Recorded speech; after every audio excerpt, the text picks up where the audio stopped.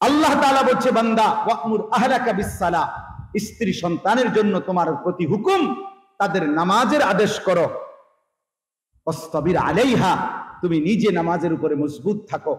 লা নাসআলুকা রিজকা, আল্লাহ বলে স্ত্রী পরিবার চালাইবার জন্য যে খাদ্য রিজিক দরকার, কসম আল্লাহ কোরআনে বলেন, আমি সেইটার জন্য তোমার কোনো সাহায্য চাই না।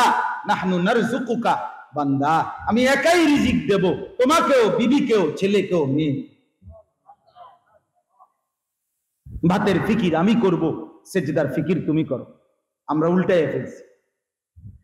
আমাদের মুরব্বী, আমাদের বয়স্ক মাঝ বয়সী লোক বলে, হুজুর পোলা বিয়ে করাইছি, মাইয়া বিয়ে দিছি, বাড়িতে বিল্ডিং করছি, জমি কিনা দিছি, বিদেশ যাইব কইছে বিদেশ পাঠাইছি, বাজারে দোকান নিয়ে দিছি, আমার জীবনটা দিয়ে যা পারছি আমি করছি। এখন যদি নামাজ রোজা না পড়ে, এখন যদি পর্দা ফুসিদা না করে, আমি কিনতাম। বাহ আলাপ! আপনি কীর্তেন মানে আপনি বন দিয়ে চা দিয়ে ভিজাই খাইবেন, কিনবেন মানে আপনি রাইতে চিরা ভিজাই রাখবেন, সকালে নরম হলে খাইবেন। আপনি কীর্তেন মানে এই যে কাজ দিলাম আপনারে, দুইটা কাম দিলাম, একটা হলো চিরা ভিজাই রাখবেন, রাইট সকালে খাইবেন, আর সারাদিনে বন দিয়ে চা দিয়ে ভিজাই খাইবেন। আপনি যেহেতু আর কোনো কাজ না, আপনার তো কাম শেষ, আপনি পৃথিবীতে আসার সার্থকতা তো শেষ। আপনি আসছিলেন পোলা বিয়ে করাইতেন, তো পোলা তো বিয়ে করাইছেন। আপনি আসছিলেন মাইয়া বিয়ে দিতেন, আপনার মাইয়া তো বিয়ে দিছেনি। আপনি আসছিলেন দুনিয়ার মধ্যে বিল্ডিং করতে, তো বিল্ডিং তো করছেনি। আপনি আসছিলেন ফুত বিদেশ পাঠাবার জন্য, এই জন্য আসছিলেন, তো ফুত তো বিদেশ গেছে, তো আপনার আর কাম কি? এই জন্যই এখন আপনার কাম হলো চা দোয়ানে বয়ে বয়ে বিড়ি খাওয়ান আর টেলিভিশনে নর্তকী দেখা। অসংখ্য মাঝ বয়সী মুরব্বী জানেও না জীবন যে আগামী গন্তব্য তার কোথায়। হায় মুসলমান, এত বোকা কেন হলাম? 60 বছর পরেও যার আকলে এটা ঢোকে নাই যে আমি যাচ্ছি কোথায়। আর হবে কোন দিন বাপ, আর হবে কোন দিন? আমি তো সবসময় বলি, 60 বছর বয়স হওয়ার পরেও যে মানুষটা এখনো বিড়ি সিগারেট খায়, এই লোকটার মতো অবুঝ, মূর্খ, বেওকুফ আর কে হইতে পারে?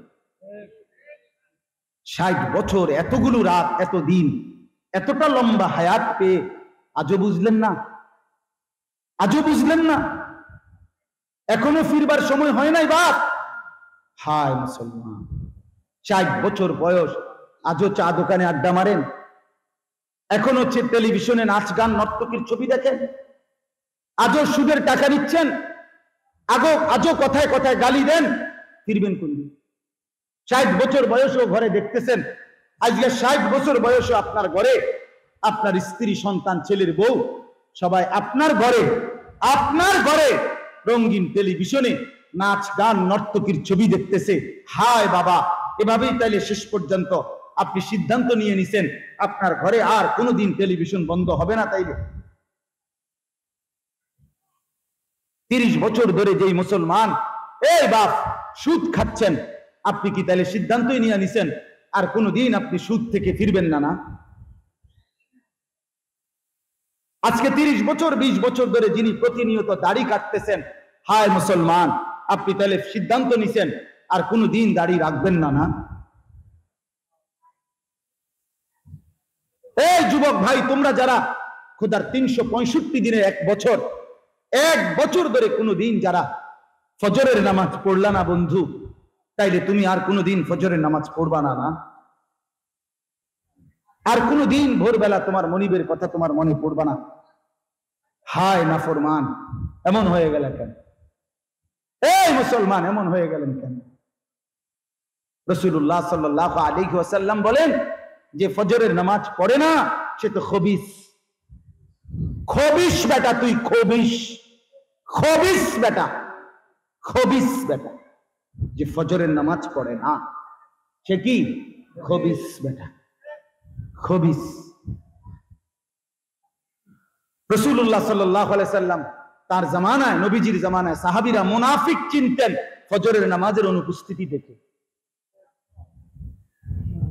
নবীজি সাল্লাল্লাহু আলাইহি সাল্লামের জামানায় মুনাফিক চিহ্নিত হতো ফজরের অনুপস্থিতি দেখে। নবীজি বলছেন, ফজরের নামাজ সালাতুল মুমিন, মুমিনের নামাজ। ফজরের নামাজ মুনাফিকের জন্য আদায় করা কঠিন, আসকাল, আসকাল, খুব ভারী। কঠিন কঠিন। আপনারা যারা বাপ আছেন, আমি আপনাদের কাছে হাত জোর করে, আমি যদি আর কোনোদিন আসতে না পারি তো একবারই বললাম, এই বাপ আপনাদের কাছে বললি, 365 দিনে আপনার ছেলেটা কোনোদিন ফজরের নামাজ পড়ে না, কোনোদিন পড়ে নাই, এই সন্তান আপনার ঘরে ঘুমায়, আপনি বাপ বাইচা আছেন, মা বাইচা আছেন, কেমনে বাইচা রইলেন? কেমনে বাইচা রইলেন?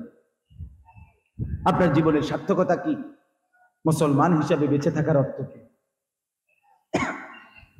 আপনি কবরে কি বলবেন? আপনি হাসরে কি বলবেন? যুবক ভাই বলো না, যারা 5 ওয়াক্ত নামাজ পড়ো না ভাইয়া, এটা কি জিন্দেগি? যাদের কপালে সেজদা নাই, আমি তো ব্যক্তিগতভাবে স্পষ্ট বুঝি এই কোরআনের বক্তব্য দ্বারা, যার কপালে সেজদা নাই সে মানুষ না। না না, যার কপালে সেজদা নাই সে মানুষ না, সে জানোয়ার, সরাসরি জানোয়ার বেটা, সরাসরি জানোয়ার বেটা, সরাসরি জানোয়ার। আল্লাহ কোরআনে বলছেন, হে নবী, মনের ইচ্ছে মতো যে চলে, ইনহুম ইল্লা কাল আনআম, তার পরিচয় আর কিছুই নয়, শুধুই জানোয়ার। নফি ইস্তেসনা হসর বুঝান, আর কিছুই নয়, শুধুই কি? শুধুই জানোয়ার। বেনামাজি শুধুই জানোয়ার, আর কোন? নিজের চালাক মনে করে এক একজন, আরে বাবা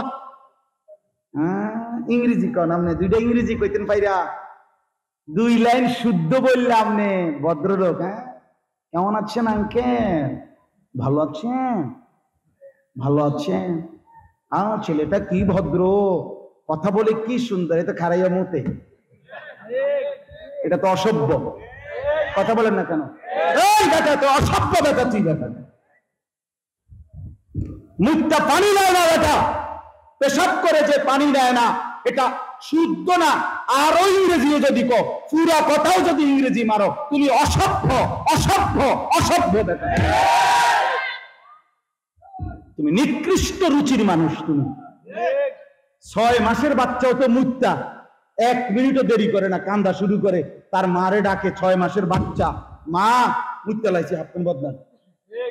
আর তোমার মতো এত বড় দামরা অপদার্থ, কি এত বড় লম্বা বেটা, 16 বছরের এত বড় বেটা, খারাইয়া মতো অথবা বইয়ের মতো পেশাব করে পানি নাও না, এই দুর্গন্ধওয়ালা প্যান্ট নিয়া, পেশাবের ফোটাওয়ালা এই প্যান্ট নিয়া ভাত খাও, বন খাও, চা খাও, ঘুম যাও। ছি ছি ছি ছি ছি ছি বেটা, ছি ছি ছি বেটা। তুমি কি পড়ে ভদ্রলোক ভাবছো? কি মনে করছো নিজেকে? স্কুলে পড়ে, কলেজে পড়ে, জেনারেল পড়ে? জেনারেল আমি পড়ছি, আলহামদুলিল্লাহ। তুমি আমার ভদ্রতা বুঝাও। আমি কুমিল্লা ভিক্টোরিয়া কলেজ থেকে মাস্টার্স পাস করছি, সরকারি মাদ্রাসা থেকে কামেল পাস, টাইটেল পাস করছি, কওমি মাদ্রাসা থেকে দাওরায়ে হাদিস পাস করছি। আমি বুঝাও ভাইয়া, আলহামদুলিল্লাহ। এমনি বললাম, 1998 সালে এসএসসি তে দাখিলে বিজ্ঞান বিভাগ থেকে, সায়েন্স থেকে সারা বাংলাদেশে ফার্স্ট স্ট্যান্ড করছে, 1 নাম্বার হয়েছে, আলহামদুলিল্লাহ। কাগজপত্র আছে, সার্টিফিকেট আছে, ওনানে তুই জীবন কইতারি না, বাকি আছে। কামে লাগে না, মানুষের ভাই তাইটা ভাত খাই, বিয়ে করবি, বাকি অনেক কাগজপত্র আছে, অনেক। দোস্ত আমার, বন্ধু আমার, বাপ আমার, এই মুসলমান, আমি যদি আপনার নিচে নেমে আসি তো নিচেই নামতে রাজি, কিন্তু এটা বুঝাইতে চাই, কি বানাচ্ছেন সন্তান? মুসলমান, এই মুসলমান বাপ, কি রেখে যাচ্ছেন সন্তান? শিক্ষিত? যে পেশাব করে পানি নেয় না সে শিক্ষিত? যে কলমের 1 খোঁচায় লাখ টাকা, কোটি টাকা মেরে দেয়, এত বড় মানুষ, এত বড় জানোয়ার, এত বড় হারামখোর, সেটা সভ্য হয় কেমন? কথা বলেন না কেন? তাহলে অসভ্য কেডা? এই তো অসভ্য, না হলে অসভ্য কে তাইলে? কথা বলেন না কেন? হ্যাঁ, আমি সবার গায়ে নিবেন না, যে অন্যায় করেন না আপনার গায়ে লাগাও, দরকার নাই, আপনি সেদবেন কার? আর যে সেদবে, যে অপরাধী, আপনি সেদবে, আমার সমস্যা কি? আমি তো সবসময় বলি যে অন্যায়কারী তোমার আড্ডিত লাগলে কি, গোস্তের লাগলে কি, আমি তো তোমারই কইতেছি, তো তুমি চাইতে না তো কাটা চাইবে, তোমারই তো বলতেছি। কথা বলেন না কেন? বেনামাজি তোমাকেই তো বলছি, তোমাকে বলছি যে কপালে সেজদা নাই সে মানুষ না। আমি প্রমাণ করতে রাখি, কোরআনে আল্লাহ বলছে ইয়া আইয়ুহাল্লাযীনা আমানুস্তাজীবু লিল্লাহি ওয়া লির-রাসূল ইদা দাআকুম লিমা ইউহয়িকুম। রব্বুল আলামিন বলে, হে ঈমানদার মুমিন, আল্লাহর ডাকে সাড়া দাও, রাসূলের ডাকে সাড়া দাও। যখনই তোমাদেরকে ডাকে, আল্লাহ বলেন মুমিন যদি আল্লাহ রাসূলের ডাকে সাড়া দাও তাহলে কি হবে? লিমা ইউহয়িকুম, তাইলে হায়াত পাবে, জীবন পাবে। এজন্য বেঁচে থাকা, জীবন পাওয়া, কোন মানুষ হিসাবে পরিচিত হওয়া, মুসলমান হিসাবে পরিচিত হওয়া, সেটাই আল্লাহ রাসূলের আহ্বানে যে সাড়া দেয়। বুঝেন নাই কথা? যে আল্লাহ রাসূলের আহ্বানে সাড়া দেয় না, সে বেঁচে নাই, সে মরে গেছে, মরে গেছে। এটা মুর্দা। যদি বলেন না মরে নাই, এই যে দেখতেছি সে হাঁটতেছে, না না, এটা প্রাণী, জন্তু জানোয়ার হাঁটে, মানুষটা মারা গেছে। কে মারা গেছে? মানুষটা মারা গেছে, বাকি একটা প্রাণী হাঁটতেছে আর কি। এটাও একটা প্রাণী, এটাও একটা প্রাণী। বেনামাজি সন্তান, বেহায়া সন্তান সারা রাত উলঙ্গ ছবি দেখে, নর্তকীর নাচ দেখে, আল্লাহ নাই, সেজদা নাই, নামাজ নাই, এটাও একটা ডোমেস্টিক অ্যানিমেল, গৃহপালিত প্রাণী আর কি। গরু যেমন ডোমেস্টিক অ্যানিমেল, এটাও একটা ডোমেস্টিক, এটা ঘরে থাকে আর কি,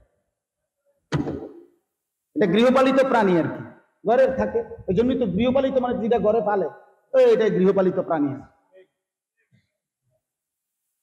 সেও গৃহপালিত প্রাণী। এর জন্য ফিরতেই হবে, ফেরাইতেই হবে। এই এক ফিকির, এক পেরেশানি নিয়ে আমাদের বলা, ভাইয়া কেন নামাজ পড়বেন না? আপনারা বলেন ভাইয়া, আরো লোক যদি আরো কম হইতো, আমার কোনো আপত্তি নেই, আমার কোনো আপত্তি। গতকালকে আমি সকালবেলা 8:30 থেকে 10টা পর্যন্ত 1.5 ঘন্টা হাজিদের এক জায়গায়, হাজি সাহেব কয়েকজন একত্র হয়েছে, ওনাদের জন্য এই কথা বলছিলাম। এখানে গুণা 7 জন, আল্লাহর জন্য বল, কোনো সমস্যা নেই। আমরা প্রত্যেকেই ফিরতেই হবে, ফিরতেই হবে, ফিরতেই হবে। বাবারা, এই শক্ত কথাগুলো বলা মূল মাকসাদ, কসম আল্লাহ, আপনাদের সাথে ঝগড়া করা না, আপনাদের সাথে ঝগড়া করা না, ঝগড়া করার নিয়তে আসাও না। দিল নাড়াইতে চাই, বিবেক নড়তে হবে, ভাবতে শেখেন। আমি শুধু হজ্জের প্রসঙ্গটা আনতে গিয়ে এটা বললাম যে আল্লাহ রাসূল সাল্লাল্লাহু আলাইহি সাল্লাম বললেন, এটা যেন ইহুদি মরলো, এটা যেন খ্রিস্টান মরলো। তাহলে এরকম প্রত্যেকটা ইবাদত ছেড়ে দিলে নবী সাল্লাল্লাহু আলাইহি সাল্লাম, আল্লাহ এবং তার রাসূল কি পরিমাণ রাগ করে আপনি ভাবেন। কথা বলেন না? নির্দিষ্ট সম্পদ সকলের উপরে না, এরপরও এটার ব্যাপারে এত বড় ধমক, হজ ছেড়ে দেওয়ার। আর নামাজ সবার উপরে নাকি নির্দিষ্ট কয়েকজনের উপরে? সেটা ছেড়ে দেওয়ার উপরে কি পরিমাণ গোসা হওয়ার কথা। রাসূলুল্লাহ সাল্লাল্লাহু আলাইহি সাল্লাম বলেন, ফারকু মা বাইনানা ওয়া বাইনাল কুফরি আস-সালাহ।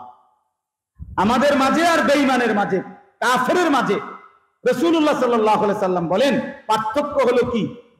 আবার বলেন, আবার বলেন, জোরসে বলেন, আরো জোরে, জোর হলো না। তাহলে কোন ব্যক্তি মুসলমান না বেঈমান, এটা বোঝনের উপায় কি? আমরা বানাই লিছি আগা কাটা, আগা কাটলে কয় মুসলমানই করছে। মুসলমানই আবার করে কেমনে? কথা বলেন না কেন? মুসলমানই করে কেমনে? আবার মুসলমানই করাইছে, হে মুসলমানই করায় কেমনে? আবার দেখি, হ্যাঁ, কেন কালেমা পড়াবে? প্রশ্ন তো হইল, আরে আগা কাটবার সময়, তো তার মানে আগা কাটবার আগে যে তার মসজিদে নিছিলেন, তো এই বেঈমানকে কেমনে নিলেন? আগা কাটার আগে যে ছোটবেলায় তারে আল্লাহ, কালেমা, রসুলের নাম এগুলো পড়াইছে না, কেমনে বললেন? তাহলে এটা তো একটা আমল, খতনা করা একটা কি আমল, এটা ফিতরাত। রাসূলুল্লাহ সাল্লাল্লাহু আলাইহি সাল্লাম বলছেন, কিছু জিনিস আছে মানুষের স্বভাবজাত, যেটা মানুষ যারে বলে মানুষ, এটা তার মধ্যে থাকা, এটা তার স্বভাবজাত ধর্ম। এটা 10টি জিনিস। এটা তার সুস্থতার পরিচয়, এটা তার মানুষের স্বাভাবিক পরিচয়, এটা তার ইনসানিয়াতের সুস্থতার ফিতরাত। এর মধ্যে একটা হলো এই খতনা করা, নখ কাটা, এটা মানুষের সুস্থতার পরিচয়। বগলের পশম উপড়ানো মানুষের সুস্থতার স্বাভাবিক পরিচয়, ফিতরাত। নাভির নিচের পশম কাটা, এটা যে কোনো মানুষ, যে সে যে মানুষ, এই কথার স্বাভাবিক পরিচয়। রাসূলুল্লাহ সাল্লাল্লাহু আলাইহি ওয়াসাল্লাম বলেছেন দাড়ি লম্বা রাখা, এটা যে মানুষ, এটার স্বাভাবিক পরিচয়। রাগ করার কোনো সুযোগ নেই, না রাগ করেন না, রাগ করে আর এই অল্প দূরে উঠতেন না, এমনিও শেষ কথা শেষ। হ্যাঁ, ইফাউল লিহিয়া আছে না। এরপরে মুছ কাটা, মুছ ছোট করা, এটা কোন সুস্থ স্বাভাবিক মানুষের কি ফিতরাত, পরিচয়, এটা পরিচয়। এই জন্য যে দাড়ি কাটে সে স্বাভাবিক না, যে মুছ লম্বা করে সে সুস্থ স্বাভাবিক মানুষ না, সে বিকৃত রুচির অধিকারী। বিকৃত রুচি, হ্যাঁ স্বাভাবিক। রাসূলুল্লাহ সাল্লাল্লাহু আলাইহি ওয়াসাল্লামের চাইতে উত্তম যৌক্তিক কথা বলার আর কেউ নাই। নাহলে আপনি চ্যালেঞ্জ করেন, কেছে যে নবী সাল্লাল্লাহু আলাইহি ওয়াসাল্লামের চাইতে উত্তম কোন সিদ্ধান্ত দিতে পারছে? এটা আছে কেউ এরকম? রাসূলুল্লাহ সাল্লাল্লাহু আলাইহি ওয়াসাল্লাম। তো যাই হোক, আমার বলার উদ্দেশ্য হইল, এক মানুষ মুসলমান না বেঈমান, আপনার সন্তান, আপনার মেয়ে, আপনি নিজে ইমানদার নাকি কাফের, বেঈমান, এটা চিনার উপায় কি? সেজদা। সেজদা এটা কি? এক সেজদা। ইবলিস কেন ইবলিস? সেজদা না করার। শয়তান কেন শয়তান? সেজদা না করা, সেজদা না করা। রাজিম, অভিশপ্ত। এক সেজদা না দিলে যদি রাজিম হয়, বন্ধু আমার, যুবক আমার, কতগুলো সেজদা ছুটে গেছে। এই বাপ বলো না ভাইয়া, কেমনে চালাক মনে করে, কার জমিনে কার সাথে অহংকার করছে। হ্যাঁ, কেন? কতগুলো সেজদা ছুটে গেল। কোরআনুল কারীমের মধ্যে আছে, ইয়াউমা ইউকশাফু আন সাকিন ওয়া ইউদআউনা ইলা সুজুদি ফালা ইস্তাতিউন। আহা, কোরআনুল কারীমে আল্লাহ বলছে, হাসরের ময়দানে ফেরেশতা হিসাব দিবে কার সেজদা কতটা ছুটে গেছে। কসম খোদার দিয়ে বলবে, এখন সেজদা দাও। হাসরের মাঠ, ওয়া ইউদআউনা ইলা সুজুদ ফালা ইস্তাতিউন। রব্বুল আলামিন বলেন, নাফরমান লক্ষ কোটি বার চেষ্টা করেও আর একটা সেজদাও দিতে পারবে না। আমার পা ভাঙে গেছিল একবার 2021 সালে মোটরসাইকেল অ্যাক্সিডেন্টে। তখন আমি দীর্ঘ 6 মাস এই পা সোজা ছিল আমার, আমি সেজদা দিতে পারিনি। এমনি ইশারা দিয়ে নামাজ পড়ি।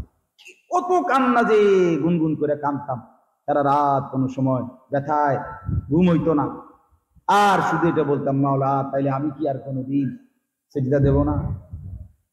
একদিন 6 মাস 7 মাস পরে মাগরিবের নামাজের ওয়াক্তে এক মসজিদে গেছি। এ সময় তখন মাহফিল শুরু করে দিছি ক্রেচে করে করে। তো এক মসজিদে হঠাৎ নামাজের ওয়াক্তে নামছি। এখন ঘটনাচক্রে ওই মসজিদে জামাত শুরু হয়ে গেছে 1 রাকাত, একটা চেয়ারও নাই, মানে চেয়ারও নাই, বইবার কিচ্ছু নাই। এখন আমি কি করি? এরপরে বৈশা নামাজ তো পড়ছি, হঠাৎ করে দেখি একটু সেজদা দিতে পারিনি। বাহ, সেজদা দিয়া সালাম ফিরাইয়া 3 রাকাত ফরজ আমার বিবির কাছে একটা আওয়াজ দিও, আমি সেজদা দিছি আজকে। মানে আমার কাছে মনে হয়েছে যে 7 সমুদ্র 13 নদী বিজয় হয়ে গেছে আমার। আমি আমার রবের সেজদা দিছি। বন্ধু আমার, রাসূলুল্লাহ সাল্লাল্লাহু আলাইহি ওয়াসাল্লাম বলেন, আকরাবু মা ইয়াকুনুল আবদু মির রাব্বিহি ওয়া হুয়া সাজিদ। নবী সাল্লাল্লাহু আলাইহি ওয়াসাল্লাম বলেন, বান্দা আল্লাহর সবচেয়ে ঘনিষ্ঠ হয় যখন সে সেজদা দেয়।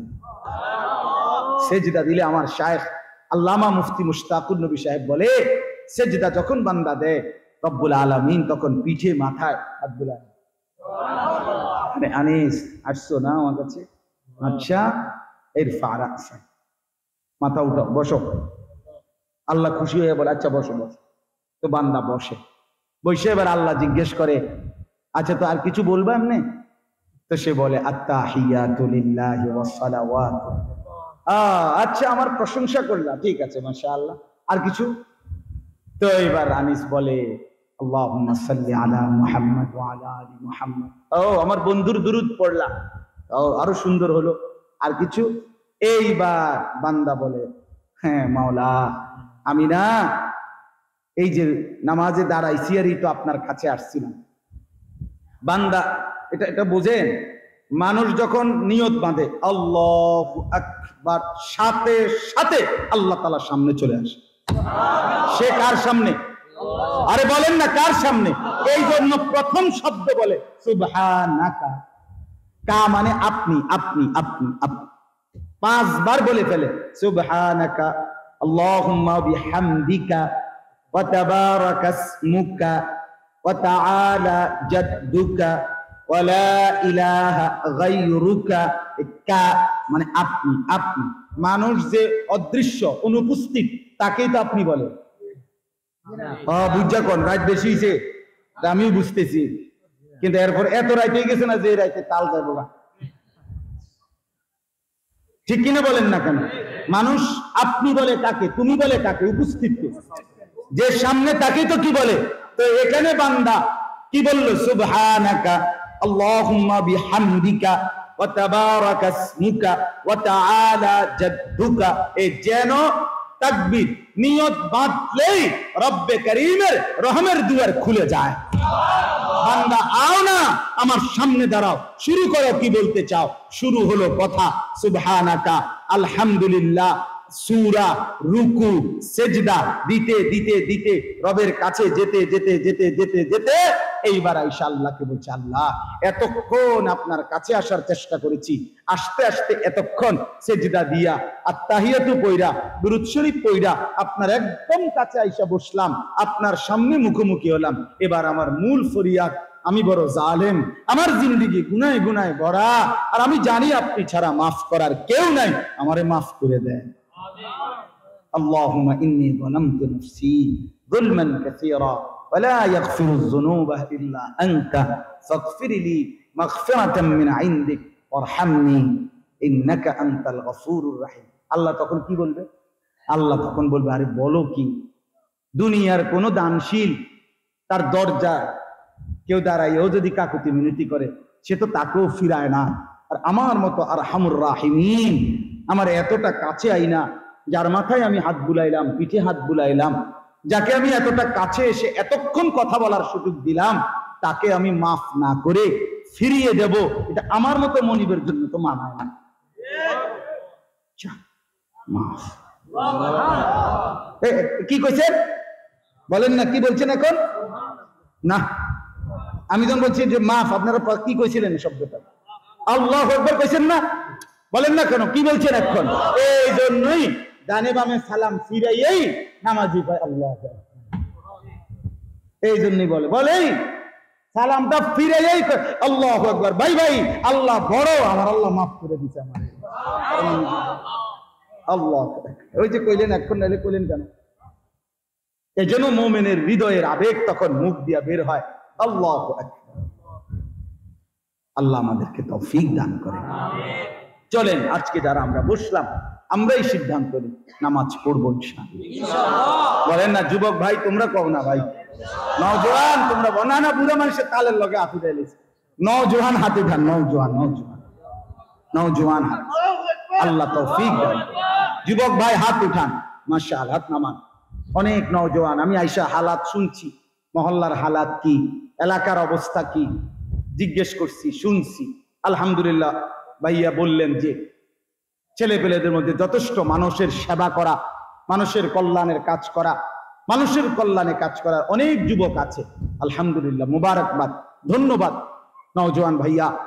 মহল্লার সেবা, মানুষের সেবা, মানুষকে রক্তদান, মানুষকে কল্যাণমুখী, মানুষের বিপদে দুস্থ অসহায়ের পাশে দাঁড়ানো, এটা মহৎ কাজ।